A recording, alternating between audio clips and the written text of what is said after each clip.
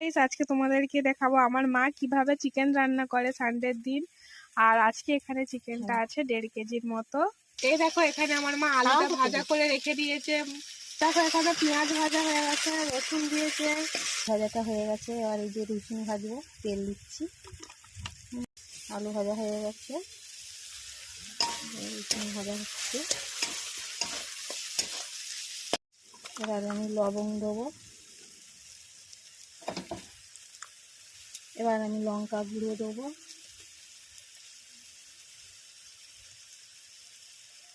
3 চামচ লঙ্কা গুঁড়ো দিলাম। ঝাল হওয়ার জন্য একটু বেশি করে লঙ্কার গুঁড়ো দিলাম। এবার হলুদ গুঁড়ো দিচ্ছি। হ্যাঁ, এবার একটু হলুদ গুঁড়ো দিয়ে দিলাম।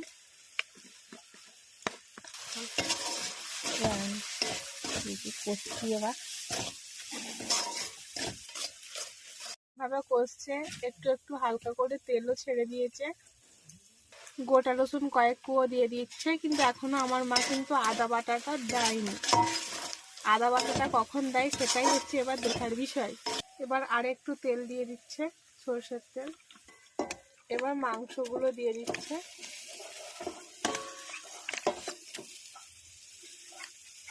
মাংসগুলো দিয়ে নাড়ছে।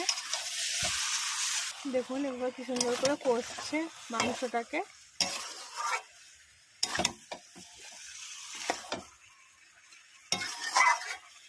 এবার কষে কষে মা এইবার দেবে বলতো আদা বাটা।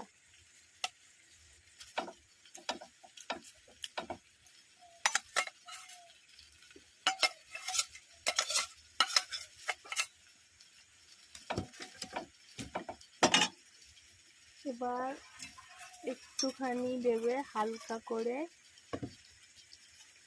জল। আর মা এটাতে ঢাকনা দিয়ে কিছুক্ষণ কষাবে। দেখো ঠিক এভাবে ঢাকনা দিয়ে দিয়েছে। এবার মা এবার ঢাকনাটা খুলে ফেলেছে। এবার খোলার পরে এই যে মা আবার একটুখানি নেড়ে দিচ্ছে।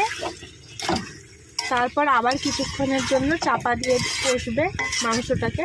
এবার কষানোর পর আমার মা কাঁচা লঙ্কা কয়েকটা দিয়ে দিয়েছে আর আলুগুলো দিয়ে দিচ্ছে। দেখুন আমার মা কোনো কাশ্মীরি লঙ্কার গুঁড়ো ইউজ করেনি, না কোনো চিনি ইউজ করেছে এখানে, কিন্তু দেখুন কালারটা কত সুন্দর এসেছে। এইবার মা আরও একটুখানি কষবে। আলুটা তুলে দিয়েছে, এবার চাপাটা দিয়ে মাংসটা পুরো কষা হয়ে গেছে। এবারে আমার মা জলটা দিয়ে ওটাকে আরও কিছুক্ষণ ঢেকে রাখবে। এবার আমার মা গরম মশলার গুঁড়োটা দিয়ে দিচ্ছে। আমাদের চিকেনের ফাইনাল লুক, লাল লাল ঠান্ডার দিনে বৃষ্টির দিনে মুরগির ঝোল। কেমন হয়েছে তোমরা দেখে কিন্তু সবাই কমেন্ট করে জানিও। আর ভালো লাগলে আমার চ্যানেলটিকে সাবস্ক্রাইব করে দিও। টাটা সবাইকে, সবাই ভালো থেকো, সুস্থ থেকো।